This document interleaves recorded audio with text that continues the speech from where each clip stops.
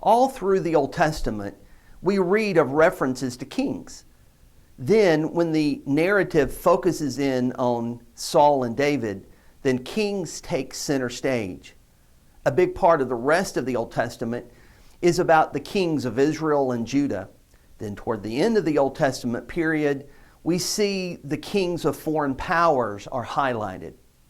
So what should we keep in mind regarding kings in the Old Testament? First of all, kings were absolute rulers. What this means is that kings in the Old Testament period oftentimes ruled with no check on their power. There are times in history when monarchs have to work within limitations. We see that in the Roman period that the emperors had to work in conjunction with the Roman Senate. In the latter medieval period and early modern period, European kings had to work with parliaments or some assembly of the nobility. But in the Old Testament, most kings had absolute power. No one could check whatever they would do. Secondly, humans have a tendency to want a king. This took place in 1 Samuel chapter 8 when Israel demanded of Samuel, "Now appoint for us a king to judge us like all the nations." Israel wanted a king like the other peoples around them, which indicates that the other nations also wanted a king. This is a human inclination to want to take strong leaders and elevate them so that the people can feel protected and inspired. No matter what kind of society it is, this happens. Humans want to take someone and elevate them to a powerful position. Next, kings have a pattern of abusing power. After the Israelites demanded a king from Samuel, he warns them about what would happen. We read in 1 Samuel 8 again, "These will be the ways of the king who will reign over you.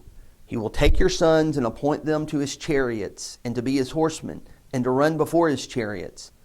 Later, Samuel says, "He will take the best of your fields and vineyards and olive orchards and give them to his servants." Then, Samuel says, "He will take the tenth of your flocks and you shall be his slaves." There is an old proverbial statement that says, "Power corrupts. Absolute power corrupts absolutely." It's used in a lot of places, but sometimes it's attributed to a person in Great Britain in the 19th century named Lord Acton. This is what Acton wrote: "Power tends to corrupt, and absolute power corrupts absolutely. Great men are almost always bad men." We don't want that to happen. We don't want to believe that's true, but when you read the Old Testament, you tend to agree with Lord Acton. And even the most beloved king of Israel, one of the great leaders of the Old Testament, David, who throughout his life mostly was a model of faith and righteousness, when he was king, he abused his power. He had Uriah, one of his faithful commanders in his military, abandoned in a battle and killed in a battle to cover up his own sin of adultery with Uriah's wife. Yes, kings tend to abuse their power.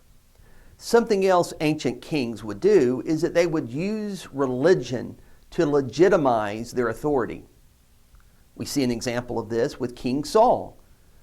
He is about to lead the Israelites into battle, and he's supposed to wait for Samuel to come and make an offering to God. Read here what happens in 1 Samuel 13.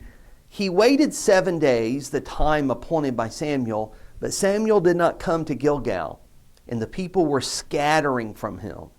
So Saul said, 'Bring the offering here to me and the peace offerings,' and he offered the burnt offering." One might think that all Saul is doing is trying to worship God. But as the story unfolds, we see that Saul is severely condemned for this, and it actually costs him the kingship. What's happening here is that Saul is concerned that his forces are starting to scatter. He's losing control of them. So what does he do? He engages in a religious ritual. Ancient kings believed that they were specially chosen by God, that they were specially favored by God. So ancient kings would associate themselves with the priesthood of their religion. Ancient kings would involve themselves in rituals. And what they were doing is they were communicating to the people, look here, God chose me. I'm his chosen leader, or I'm the God's chosen leader if it's a pagan ruler. And what that would do is legitimize his position as ruler. What that would do is give him power over the people. You could say it's playing the God card. And so this is something that kings would often do. They would use religion to reinforce their hold over the people. Taking this role of king even a step further, some ancient societies believed that their king was divine. We see evidence of this as early as in Mesopotamia and in Egypt. We also see an example of this toward the end of the Old Testament era regarding King Darius of Persia. In that ruler's court was a faithful Jew who served the Lord by the name of Daniel. The other ministers were jealous of him and wanted to bring an accusation of disloyalty against Daniel. So they approached the king to pass a law. We read about this in Daniel chapter 6, beginning in verse 7. All the presidents of the kingdom, the prefects and the satraps, the counselors and the governors are agreed that the king should establish an ordinance and enforce an injunction that whoever makes petition to any god or man for 30 days, except to you, O king, shall be cast into the den of lions.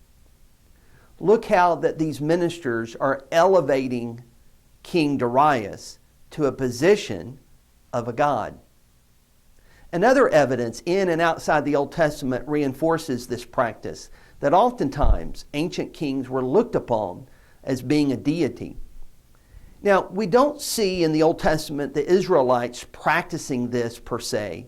However, some Israelite kings were so rebellious toward God, so wicked, and they so disdained God's law that they basically acted as if they were a god. We do see this happening after the New Testament period regarding the Christians and the Roman Empire.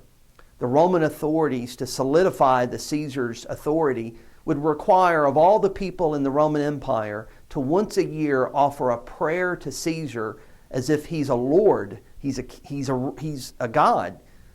Well, the early Christians couldn't do that, and that set up a lot of conflict and resulted in a lot of persecution for the Christians.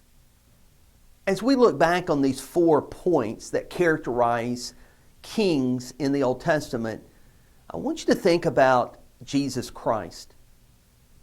In the book of Revelation, in 2 places, in the 17th chapter and the 19th chapter, Jesus Christ is depicted as King of Kings and Lord of Lords.